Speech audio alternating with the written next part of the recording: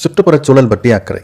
கேரளாவில் கட்டிட்டு இருக்கிற விழிஞம் துறைமுகத்துக்கு அவங்க மாநிலத்திலிருந்து ஒரு கூழாங்கல் கூட எடுக்கிறதில்ல. ஆனால் அதுக்கு தேவையான ஒட்டுமொத்த பாறைகளும் கன்னியாகுமரியிலேருந்து தான் கொண்டு போகிறாங்க. கர்நாடகா, ஆந்திரா பக்கம் அணை கட்டுறதுக்கும் கட்டடங்கள் கட்டுறதுக்கும் தமிழ்நாட்டு ஆற்றுலேருந்து தான் மண் அள்ளிட்டு போகிறாங்க. அணுமின் நிலையங்கள் சுற்றுப்புறச் சூழலுக்கு எவ்வளோ கேடுன்னு நம்ம எல்லாருக்குமே தெரியும். எல்லா மாநிலங்களும் விரட்டி விட்டதுக்கு அப்புறம் கடைசியாக தமிழ்நாட்டில் தான் அணுமின் நிலையங்களை திறக்கிறாங்க. அணுக்கரு கழிவுகளை புதைக்கக்கூட எந்த மாநிலங்களும் ஒத்துக்கலை. கடைசியாக அதுவும் தமிழ்நாட்டிலே தான் புதைக்கிறாங்க. இதுதான் சுற்றுப்புறச் சூழல் பற்றி திராவிட அரசாங்கத்தோட நிலைப்பாடு.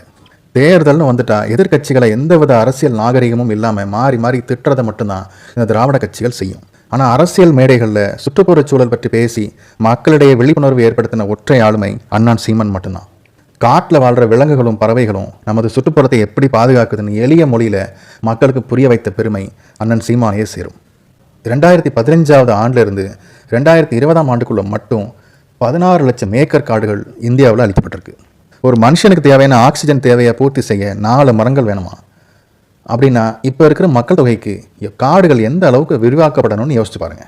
100 மரம் நட்டு 1 மரம் வெட்டு. இதுதான் நாம் தமிழர் கட்சியோட கொள்கைகளில் ஒன்று. மலையும் மரங்களும் இன்றி நாம் இல்லை என்ற உண்மையை உறக்கச் சொன்னவர் அண்ணன் சீமான். சுற்றுப்புற சூழல்னு சொன்னாலே சீமான் அண்ணனோட முகம்தான் நினைவுக்கு வர்ற அளவுக்கு அதை பற்றி மேடைகளில் பேசியிருக்கிறார். மற்றவங்களை நாகரிகமே இல்லாமல் திட்டுற அரசியல்வாதி வேணுமா? நம்முடைய வருங்கால தலைமுறைகளை குறித்து சிந்திக்கிற அரசியல்வாதி வேணுமா? தமிழர்கள் தான் சிந்திக்கணும்.